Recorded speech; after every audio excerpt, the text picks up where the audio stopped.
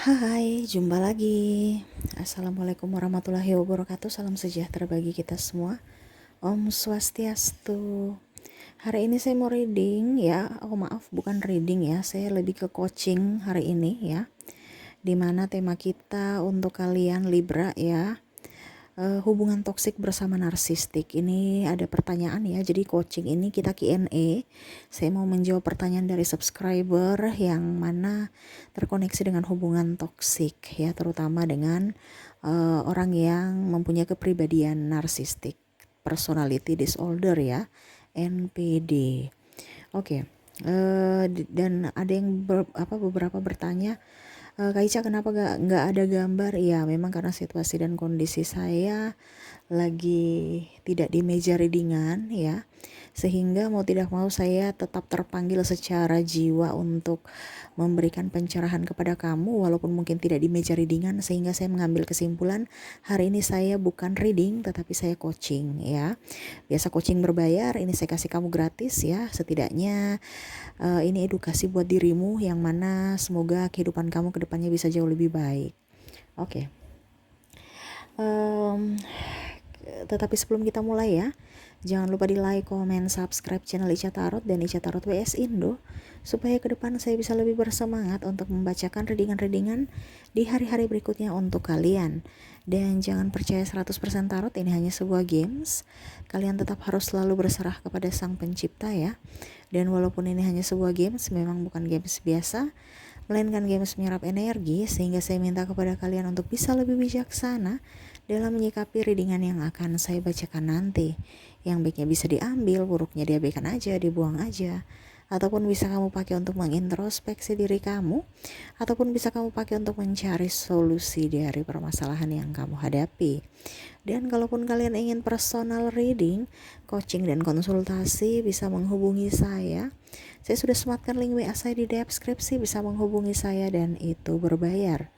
Dan juga kalau kalian ingin mendengarkan readingan lainnya, baik karir, keuangan, percintaan, ataupun games-games lainnya, bisa langsung ke playlist, semua sudah tertera di situ. Tinggal kamu lihat, pilih, dan bisa kalian dengarkan. Oke. Kita langsung saja untukmu ya. Di sini ada beberapa yang kemarin bertanya ya di kolom komentar. Dan kalaupun juga kalian mau bertanya, bisa di kolom komentar, nanti saya pilih pertanyaan-pertanyaan apa yang harus saya jawab ya. Oke.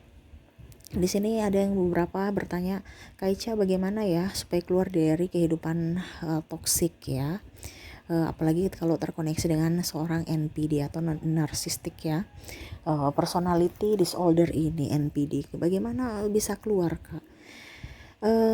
Kalau saya mengambil kesimpulan ya, tidak semudah itu kalau kita terkoneksi dengan NPD. Ya, apalagi kalau kamu sudah menikah, itu lebih parah lagi. Ya, karena NPD itu tidak akan mungkin meloloskan orang-orang ya, karena kalian itu adalah supply-nya. Selama kamu masih mempunyai sumber daya, dia akan tetap bersamamu, lengket kayak benalu. Ya. Dan artinya gini, dia tuh orangnya kompetisi ya, kompetisi yang tidak sehat, dimana dia tidak mau kamu menang. Ini kalau kita bicara di NPD ini ada kelainan ya, bukan kelainan, dia sakit ya, dimana dia merasa nggak sakit gitu, padahal dia sakit ya, gangguan kejiwaan, tapi versi rendah ya, dimana ya kurang warasnya itu, dia artinya gini, dia tuh ada ya dalam tanda kutip gila tapi versi masih versi rendah gitu ya. Kenapa saya bilang seperti gitu? Ya dikarenakan dia menginginkan orang lain itu menderita, di mana dia bahagia pada saat orang melihat orang itu atau suplai-suplainya itu menderita. Ya. Jadi kalau seandainya kamu bilang bagaimana supaya saya keluar dari hubungan toksik, ya kamu yang harus mengambil keputusan dong.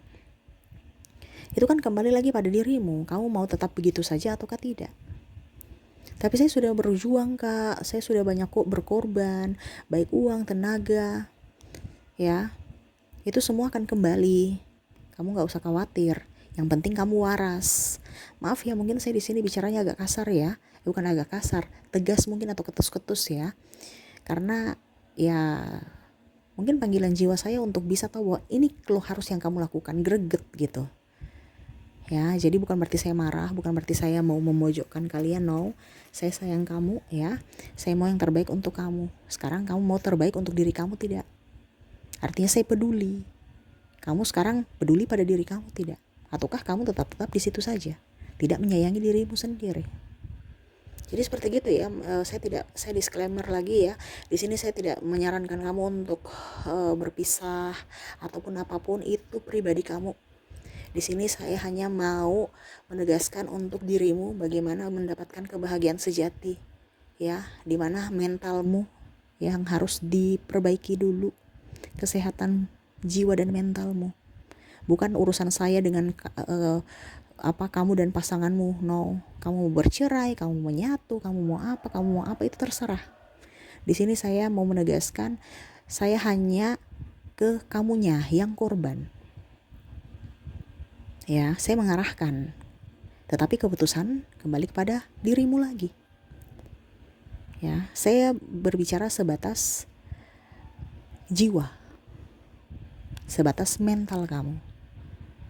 Ya, setidaknya ada edukasi ini supaya kamu tahu, oh ternyata begini toh, oh ternyata begitu toh. Karena ada beberapa yang berharap, semoga dia sembuh, semoga dia insaf, semoga dia bertobat. Hanya Tuhan yang bisa menobatkan, membuat dia sadar dan dia bertobat. Ini orang gila ya, bahasanya kasarnya gitu. Ini orang gila yang mana merasa dirinya nggak gila gitu, nggak sakit. Dimana harus ada pengobatan. Kalau kita bicara tekanan mental, tekanan jiwa, itu harus ada pengobatan, entah harus ke psikiater, ya, minum vitamin ataupun apapun. Ya, dia nggak merasa gila, dia nggak merasa sakit. Ya, jadi nggak bisa sembuh. Kalau kamu mau bikin sembuh nggak bisa. Dia yang harus bisa mau menerima kesembuhan itu, tidak dirinya yang mau menerima itu, tidak. Dan sedangkan dirinya tidak merasa sakit. Ya, jadi nggak bisa. Cuman Tuhan, karena dia merasa diri paling benar dan kamu yang salah. Dan bahkan mungkin dia melihat kamu tuh kayak sudah gila, padahal tertular gilanya dari dia. Kenapa? Dekat-dekat kena virus. Ya, jadi seperti gitu. Dia tekan kamu dari mana? Segi mental. Dimana akhirnya kamu merasa dirimu yang bersalah. Makanya tadi saya bilang ya, macam contoh, kamu sudah gak punya apa-apa nih. Kan dia kan hanya mau sesuatu yang lebih dari dirimu ya. Dia gak punya cinta. Mungkin dia bilang, dia mencintai saya. No, dia gak mencintai dirimu. Dia mencintai dirinya sendiri. Makanya egonya tinggi. Ya, Kak Isha nih bicara terlalu, tapi ini memang kenyataan, bukan saya ngada-ngada. Terkadang orang, makanya saya bilang tadi saya bicaranya agak ketas-ketus ya, supaya kamu yang agak sedikit ngeyel-ngeyel itu tahu gitu. Kak Isha, nanti pasti dia akan ini seiring waktu pasti akan berubah. Ya terserah, itu dari dirimu. Cuman kalau bicara kepribadian ya, gangguan kepribadian ini susah. Kumat-kumat. Orang aja yang sudah sembuh dari penyakit jiwa aja kumat-kumat. Karena bicara syaraf. Bicara kalau dibilang, ya kepribadian dia. Sudah mendarah daging. Itu pun kalau sembuh harus lama. Gak bisa cepat-cepat. Kamu sabar tidak? Kalau kamu sabar gak apa-apa. Itu pilihanmu. Masalahnya kan tingkat kesabaran orang berbeda-beda. Dan sangat disayangkan kalau hidup kamu dipakai ya di hidup dunia fana ini ya, hidup yang singkat ini hanya dipakai untuk tidak berbahagia, hanya untuk menanti orang ini supaya jadi waras. Ya. Jadi kalau kamu mau keluar dari hubungan toksik, kamu yang mengambil keputusan, entah kamu pergi, menghindar atau membatasi diri. Makanya tadi saya bilang itu pilihan dua dari kamu. Kamu mau berpisah ataukah tetap di situ tapi tidak ikut dalam permainannya gitu. Kalau tidak ya nanti kamu bisa tertular ego juga. Bisa tertular kegilaannya juga. Contoh ya, kalau seandainya kamu masih mempunyai sumber daya, contohnya seks, kamu masih cantik, ganteng, seksi, ya, dari keuangan, dari kasta, dia akan dengan kamuflase. Karena apa? Mau mengeruk apa yang kamu punya. Tetapi pada saat kamu sudah tidak mempunyai apa-apa, dia akan pergi seakan-akan itu hai, saya pergi ya dah. Tanpa melihat, wah kok segampang itu ya? Ya memang segitu. Kenapa? Karena kamu sudah tidak punya apa-apa. Kalau dibilang manipulatif ya. Kalau dibilang dia tidak mempunyai perasaan dan hanya memanfaatkan, iya. Dia penuh drama. Tetapi bagaimana caranya supaya drama itu tetap endingnya up, dirinya up gitu. Dirinya bersinar. Makanya dia memberikan drama di mana menjurutkan dirimu. Ya. Ini contoh. Pada saat kamu sudah tidak mempunyai apa-apa, bagaimana caranya supaya kamu minta putus gitu. Pokoknya dia bikin tuh bagaimana caranya supaya kamu minta putus atau minta bercerai kalau kamu sudah nikah. Entah dia bikin kamu marah, entah dia bikin kamu apa gitu. Ini contoh nih ya. Ribut karena kamu sudah gak punya uang ini contoh. Kamu sudah gak punya uang, sudah gak memberikan apa yang dia inginkan. Dia bikin kamu marah. Tiba-tiba karena kamu emosi yang sangat tinggi, kekecewaan yang sangat tinggi, akhirnya kamu tampar, kamu marah, kamu ada pemukulan gitu. Ataupun mungkin kondisinya kamu minta bercerai. Sudah kalau gitu kita cerai aja deh, udah capek, udah mumet. Dia senang itu. Ya, kenapa? Ibaratkan apa yang dia inginkan sudah terwujud. Supaya pada saat publik, pada saat bercerai, kalian bercerai, nanti dia bilang sama publik, oh dia yang minta, kami cerai itu karena dia yang minta. Jadi dia mau nama baiknya tetap up, nama baiknya tetap bagus, kamu yang terpuruk di depan mata keluargamu, sahabatmu, temanmu, ataupun apapun. Makanya saya bilang dia menyerang kamu dari apa? Mental. Sehingga kamu bilang, ampun saya salah lagi, saya salah ucap. Kamu kan yang minta bercerai. Ataupun mungkin kondisinya, saya bercerai dengan dia karena KDRT. Pokoknya begitu, ada alasan dimana pembelaan untuk dirinya dan pembenaran untuk dirinya. Jadi kamu juga pusing, stres. Ini bagaimana ya menghadapi orang ini? Ada yang beberapa bilang tadi ya, saya sudah berkorban banyak Aicha. Saya sudah mempunyai investasi rumah, mobil, kendaraan, tapi ya bukan atas nama saya, atas nama dia. Ya, tetapi ya itu ada hasil keringatku juga, di mana saya mempercayai dia, terus mungkin ya usaha atau apa. Tapi kok malah dia pergi meninggalkanku. Ya, seolah-olah itu ya sudah putus-putus aja, padahal dia nggak tahu bahwa semua itu ada juga hasil keringat saya, hasil kami berdua gitu. Dan saya bilang, ya, kalau kamu waras itu bisa kembali, apa yang menjadi milikmu akan kembali padamu. Nggak usah nangis, nggak usah mewek. Semakin kamu menangis, semakin kamu mewek, itu semakin dia berbahagia. Karena apa? Kesedihanmu adalah kebahagiaannya. Kamu tunjukkan prestasimu, ya, dengan cara kewarasan. Kamu keluar dari hidup itu yang bikin kamu tidak nyaman, yang membuang energimu, ya, dengan menangisi orang yang sebenarnya tidak pantas kau tangisi. Kamu berjuang kembali, bangkit, beli mobil baru, beli rumah baru, ya, tunjukkan pada dia bahwa inilah saya. Karena kalau kamu up, kamu bahagia, itu penderitaan buatnya. Jadi kalau ada yang tanya pembalasan untuk narsistik gimana Kak Ica? Pembalasan untuk narsistik adalah dirimu berbahagia dengan berjuta prestasi. Karena kebahagiaanmu adalah penderitaannya. Dia merasa kalah. Makanya tadi di awal saya bilang dia kompetisi. Contohnya kalau kamu sudah punya anak ya, kalau kamu belum bercerai ya, wah dia itu kayak seakan-akan kayak macam saya lo orang tua yang paling baik, saya orang tua paling ini, saya orang tua paling, pokoknya yang bagus-bagusnya. Pada saat anak berprestasi dia bilang itu anak saya.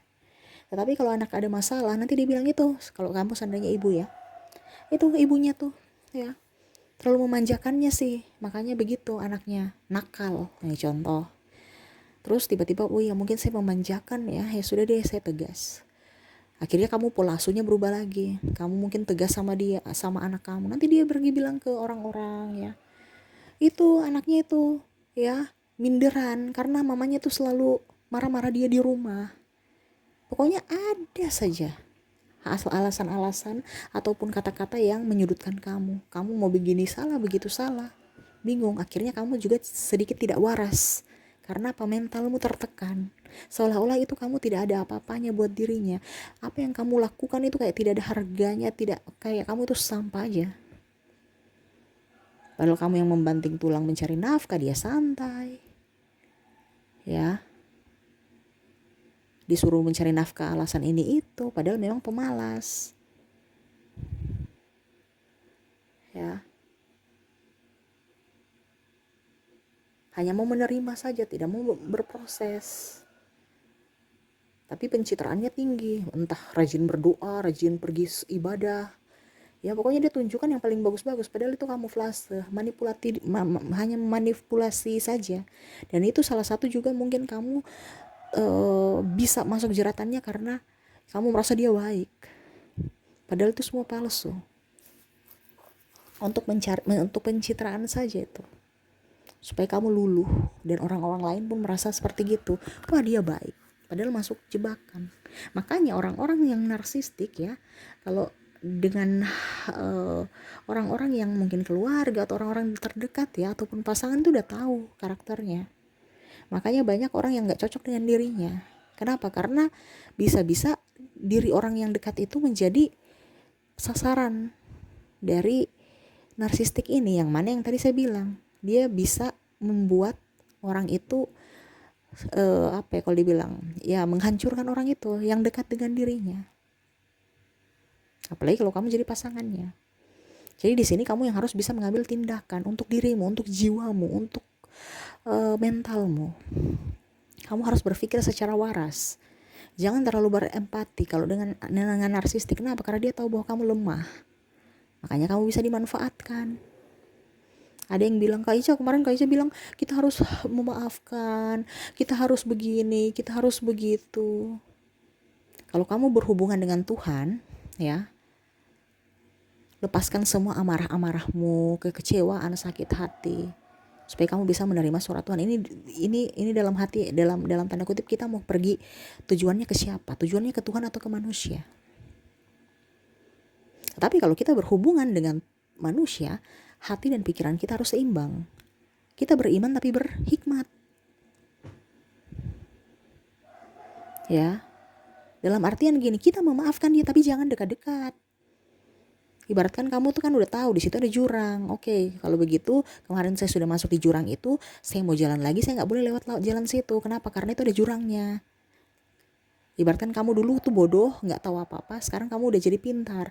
Lebih bobroknya lagi, kamu sudah tahu itu ada jurang, masih aja masuk dalam jurang itu. Kenapa? Karena nggak tegaan.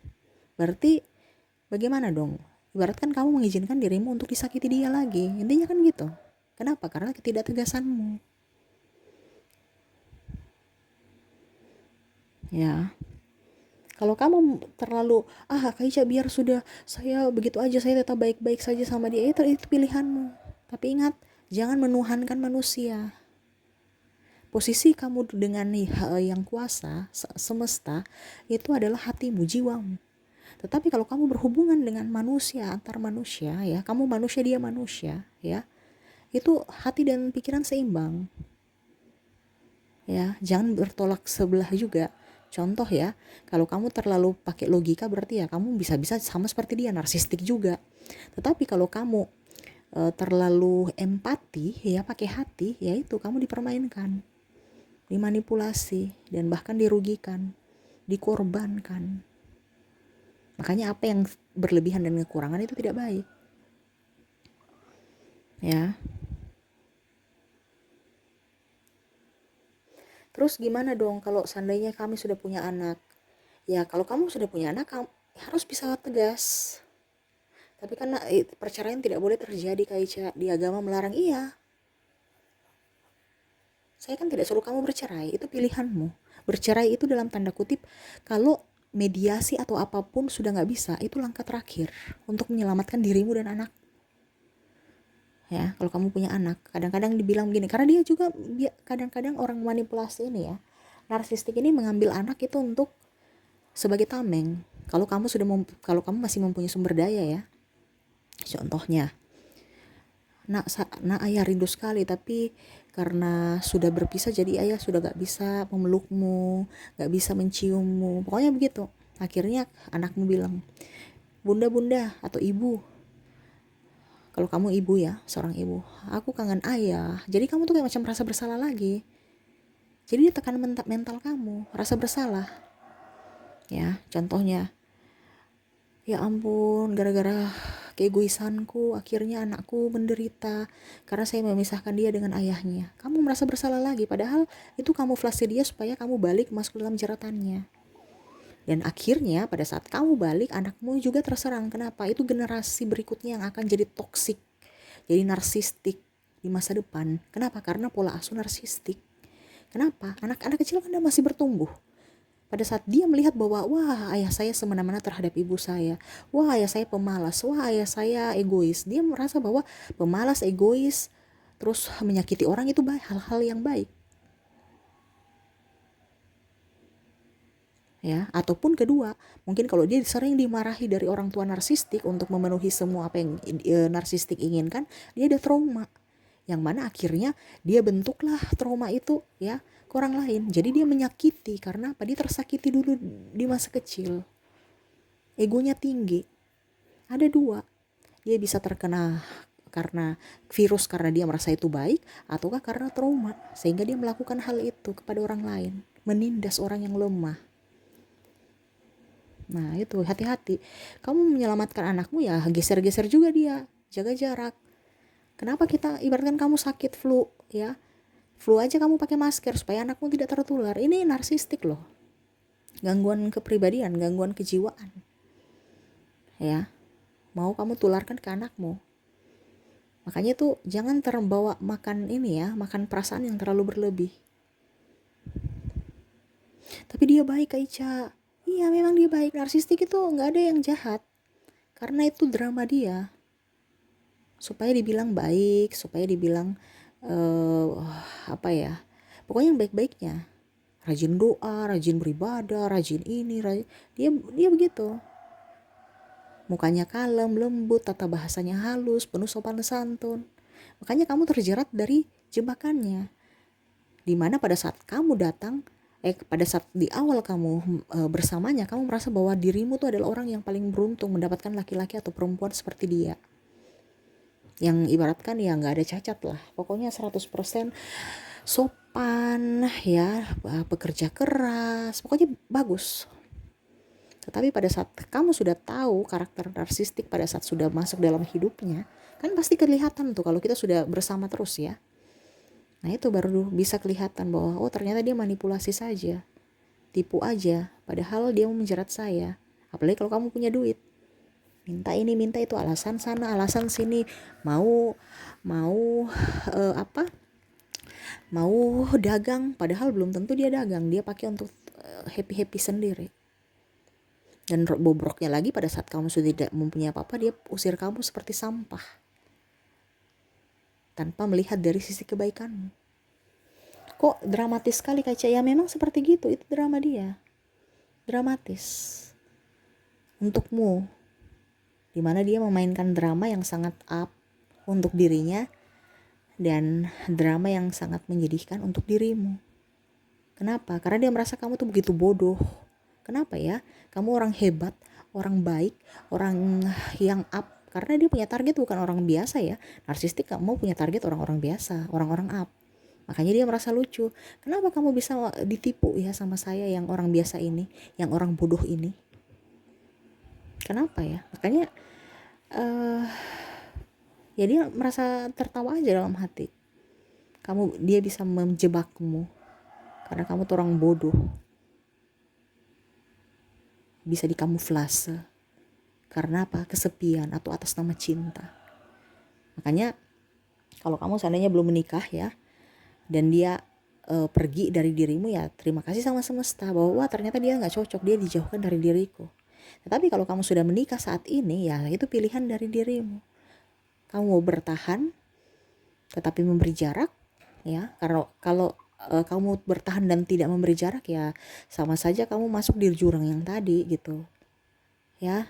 Ya siap-siap aja kamu sakit-sakitan, banyak hutang, dijudge orang ya, karena apa? Energimu negatif. Kenapa? Terpengaruh dari dirinya. Kalau kita bersama narsistik itu kita ibaratkan itu hidup tapi gak bernyawa loh. ya, kayak macam apa ya, hidup tapi kayak serasa sudah mati.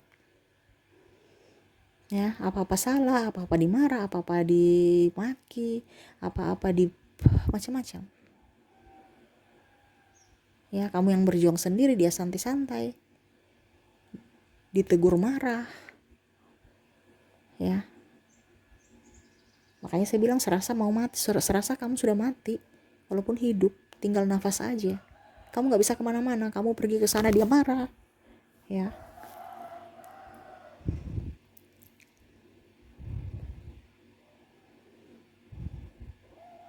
nah itu. Jadi harus kembali lagi ke dirimu. Kamu mau apa untuk hidupmu? Sayangilah dirimu, move on. Untuk bisa membahagiakan dirimu, ya dirimu sendiri. Berkarya. Yang bisa membuatmu kaya dirimu sendiri. Dengan kerja keras. Buat dia menyesal. Buat dia emosi. Buat dia menderita dengan apa? Kebahagiaanmu. Kalau kamu masih tetap bersedih di situ, ya dia senang. Wah, ternyata masih ada yang pelampiasan saya. Si Libra ini. Karena Libra tidak bisa apa-apa. Jadi saya mau marah, saya mau apa, ya terserah aja. Kamu terima-terima aja. Kasihan dirimu, kasihan jiwamu, kasihan mentalmu. Ya, tapi ya itu kembali lagi padamu. Karena ada beberapa juga yang berpikir bahwa Kak Ica, saya nggak mau bercerai, saya takut penghakiman dari masyarakat, judge ya. Saya belum siap Kak Ica. Ya jangan. Kalau kamu tidak siap, jangan sekali-sekali. Kenapa? Makanya tadi saya bilang dia akan menyerang mentalmu. Ibaratnya kalau saya kalah, mendingan kita kalah sama-sama dibandingkan kamu menang. Narsistik tidak akan berani memberikan kamu kemenangan. Makanya kalau kamu bercerai dengan narsistik, siap-siap tekanan mental juga. Makanya saya bilang harus siap dulu. Contoh, pada saat kamu mau ini supaya dia nama baiknya up, yang tadi saya bilang ya, dia berkuar-kuar kepada mungkin di sosmed ya, terus mencari pembenaran di sosial media, di publik, di keluargamu, di mana, cerita aib-aibmu ya supaya kamu malu. Ya, terus mungkin rahasia-rahasia yang kamu pernah bicara ya tentang si A si B, penilaian-penilaian, dia cerita mengkambing hitamkanmu untuk apa? Mendapatkan musuh dari orang-orang, entah keluarga, sahabat, ataupun pimpinan, ataupun apapun. Cerita kamu yang jelek-jelek, mengkambing hitamkan kamu. Dia begitu. Jadi mentalmu bagaimana dulu? Kuat tidak? Dia menyerang secara mental untuk mencari pembelaan dan pembenaran untuk dirinya. Memfitnahmu. Ya, makanya kalau seandainya kamu belum bercerai dengan dia, kamu belum siap untuk dibully orang? Ya, karena orang ini kan cuma lihat dari luarnya doang, karena dia merasa bahwa wah nggak mungkin nih orang ini nipu atau apa, karena orang baik. Dia pencitraannya kan baik. Ya, kamu saja yang salah. Jadi kamu sudah siap tidak dibully, dijudge, dihina orang, bahkan mungkin dijauhi atau bermasalah dengan orang lain. Karena dia begitu, dia bukan hanya untuk dirinya, tapi dia mau tuh kamu tuh menderita karena banyak orang juga yang membenci dirimu, memarahi dirimu, kecewa padamu.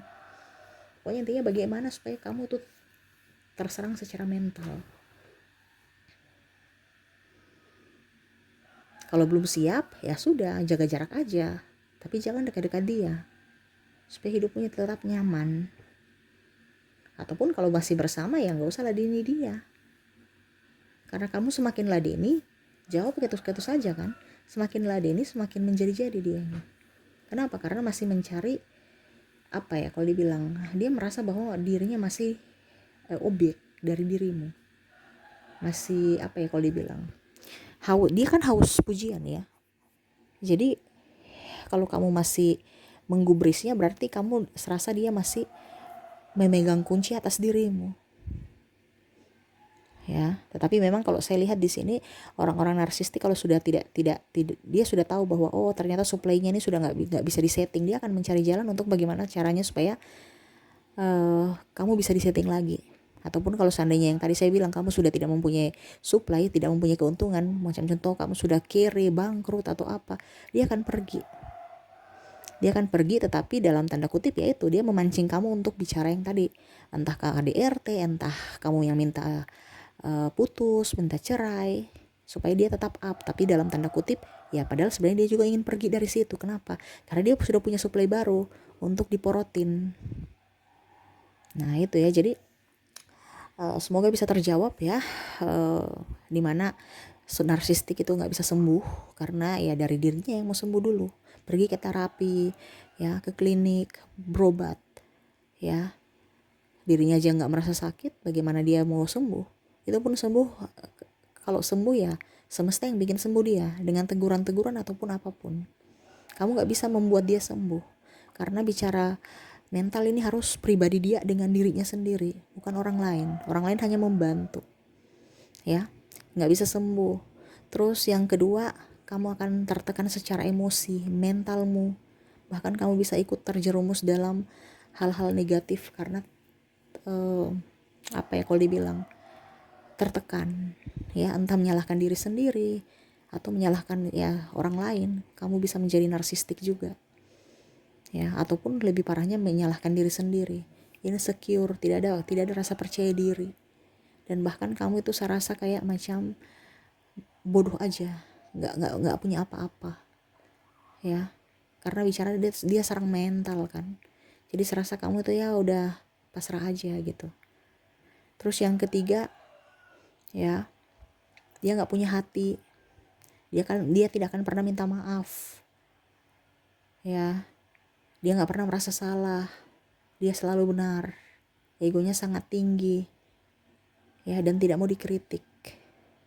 Walaupun kritik itu membangun, dia nggak mau, karena dia merasa tidak pernah salah. Kamulah yang salah ya. Orang narsistik seperti gitu.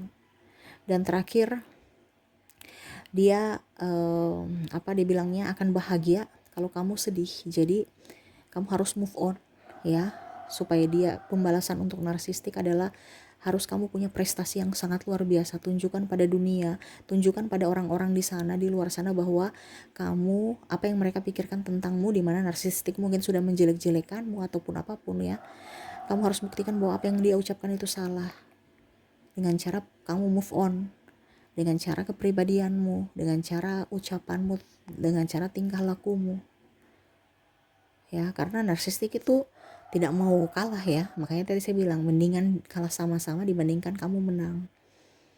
Jadi kamu tetap berjuang, karena selama dia masih ada ya, dan kamu masih ada, dia akan tetap bagaimana caranya supaya kamu tuh tekanan mental, supaya kamu menderita. Kamu harus lebih kuat dari dirinya ya, harus bisa berprestasi, tunjukkan bahwa dirimu up dan dirimu bahagia tanpa dirinya. Selama kamu bahagia, dia akan menderita. Seperti gitu ya. Oke, itu yang bisa saya kasih untuk coaching hari ini untuk kamu ya. Semoga bisa teredukasi. Jadi jangan berharap untuk ya pengharapan bahwa suatu saat nanti narsistik berubah dan dia akan tulus mencintai saya dan kami akan bahagia bersama. No. Ya, itu hanya imajinasimu. Ini orang sakit soalnya ya. Jadi nggak bisa minta maaf ya, bukan saya bilang makanya saya bilang mujizat itu dari Tuhan yang bisa membuat dia sembuh. Kalau kamu yang berharap ya sangat disayangkan, itu harapan semu ya, dan sangat disayangkan hidupmu habis percuma untuk menanti orang yang nggak mau sembuh, menanti orang gila dimana hanya menyakitimu, dan hidup sangat disayangkan juga kalau hidup kamu tuh hanya dipakai untuk tidak berbahagia, sia-sia hidupmu. Nah itu ya. Jadi sekarang itu di pilihanmu sekarang. Kamu mau tetap bertahan, mau begitu-begitu saja, ataukah mengambil keputusan, ataukah bagaimana? Yang pastinya sesuai suara hatimu. Hatimu mau berkata apa, silahkan. Karena itu suara Tuhan, suara semesta. Ya, selalu ikuti kata hati, jangan ikuti kata orang. Apalagi kalau orang toksik. Ya, selalu dengarkan kata hati supaya hidupmu jauh lebih baik dan tenang. Oke, mungkin itu yang bisa saya coachingkan hari ini. Semoga resonate dan bermanfaat ya. Jangan hanya didengar tetapi dilaksanakan juga. supaya hidupmu ada perubahan dan hidupmu jauh lebih baik ke depannya. Oke, itu yang bisa saya coachingkan. Semoga resonate dan bermanfaat. Jangan lupa di like, komen, subscribe channel Ica Tarot dan Ica Tarot WS Indo, supaya ke depan saya bisa lebih bersemangat untuk membacakan readingan-readingan di hari-hari berikutnya untuk kalian. Terima kasih, saya pamit. Assalamualaikum warahmatullahi wabarakatuh. Salam sejahtera bagi kita semua. Om Swastiastu. Bye-bye.